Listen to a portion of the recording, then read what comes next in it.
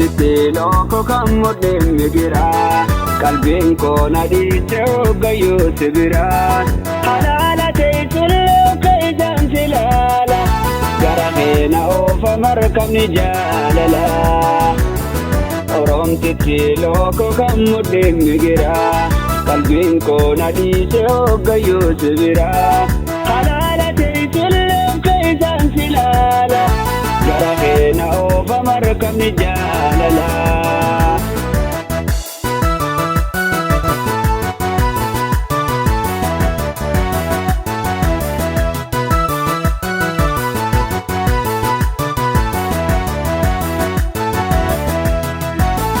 Maljelen sirta uumamni kee addaa gammachuun jiruuga fuula irraa madda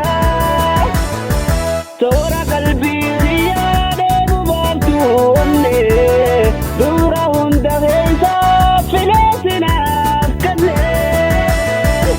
qabsoo jireenyaatiif hangam fagaadhullee osoon si yaadatiin takka olee bullee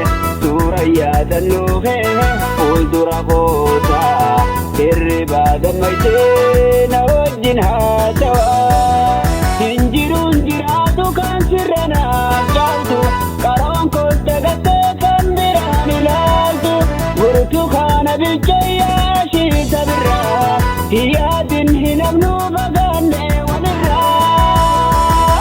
ashita toyaa gajalee kichuuti yaa bisilee rabbuma waliin nu filee ashita toyaa gajalee iltuuti yaa bisilee addumaan qabaa hamilee ashita toyaa gajalee kichuuti yaa bisilee rabbuma waliin nu filee ashita toyaa gajalee iltuuti yaa bisilee addumaan qabaa hamilee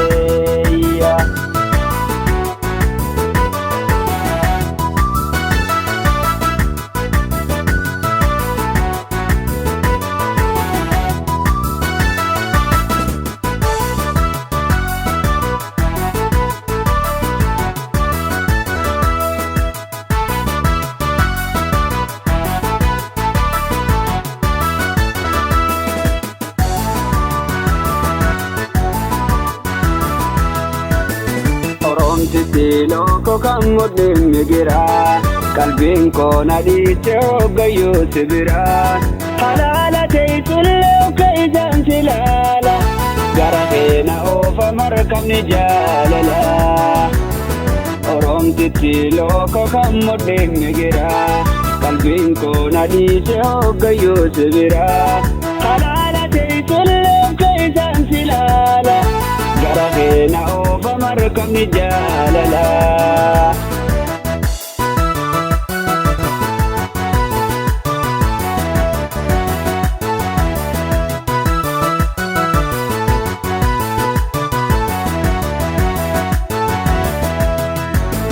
Mi'ooftu kadeemaa ati aatiree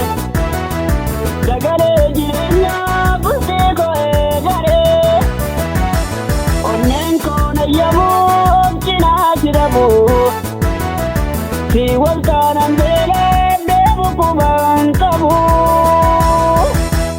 sabboon toofran kalloo bareedu harargee dachee bareediniif jaalallitti margee namaa miti uumaatti tolchee dhaloota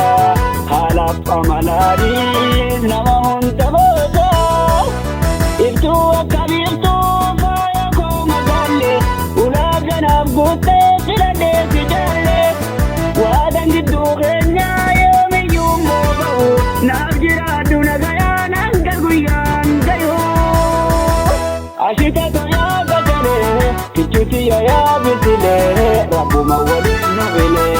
ashita toyaa gajalee iltuuti yaa bisilee addumaan qabaa hamilee